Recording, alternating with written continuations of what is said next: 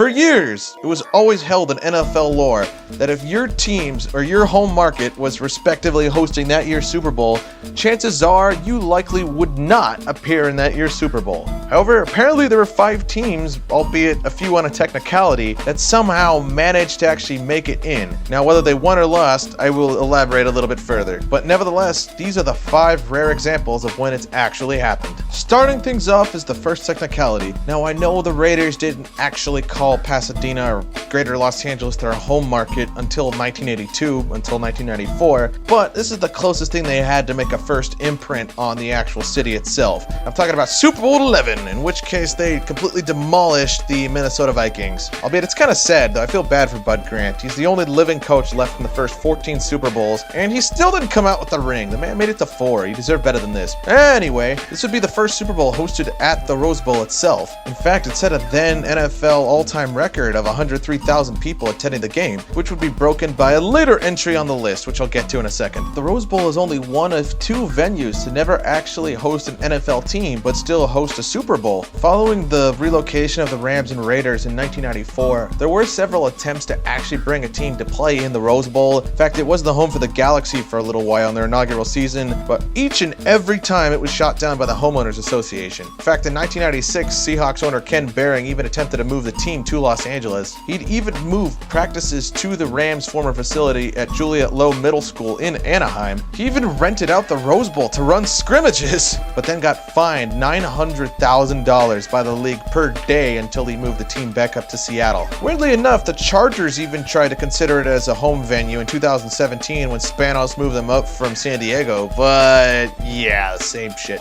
kind of happened again. I don't think they would have even filled it to a 1/10 of its capacity. Anyway, number 4, as the aforementioned attendance record would finally be broken in 1980, when the Steelers would go on to demolish a 9-7 Rams team that honestly I feel had no place being in that Super Bowl to begin with. Now, if you wanted to look at a game that was the source of the Steelers bandwagon in the LA market, you could point at this. What arguably made it worse wasn't just the shitty parking situation, the constant scalping for tickets, the rampant ticket theft that was going on, and also Rams owner Georgia Frontier's then husband Dominic Frontier was actually scalping allegedly over 16,000 Steelers fans for tickets to get into the Rose Bowl. Nevertheless, I think that Super Bowl loss was a severe punch in the decline for the original Los Angeles Rams fan base. The very next year, during the 1980 season, they'd actually begin playing at Anaheim Stadium until Georgia decided to move them to St. Louis in '94. This game would be the last of the 4 Super Bowls won by the Steel Curtain dynasty of the 1970s. Terry Bradshaw would retire 3 seasons later, and the franchise wouldn't actually make it back to a Super Bowl until 1995. But if you want to talk about a franchise that hasn't made a Super Bowl appearance since this very game, Super Bowl 19 would be Dan Marino's only shot to get a ring,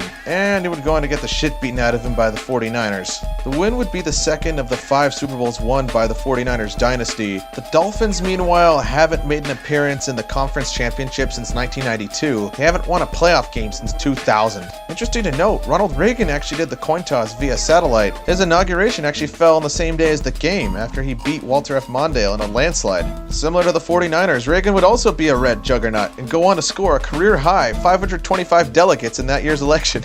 Stanford Stadium that day was an absolute sea of red. The next game probably was a sea of red, but most likely nowhere near as loud. Another Tom Brady sighting, it's Super Bowl 55. Of course, the only man capable of playing a game in his actual home stadium somehow goes on to win it again because he was playing the abysmal Chiefs defense. Interesting enough, I initially thought the attendance had been ramped because of Florida's lax laws on the coronavirus pandemic at the time. In reality, there was a majority of cardboard cutouts in the upper decks. Originally, this game was supposed to have been played at SoFi Stadium, but construction was delayed a year due to record rainfall in the Los Angeles area. Although I will say, this one probably has the record for the worst halftime show out of all of these. And speaking of Los Angeles, the most recent game at the time of this video, Super Bowl 56.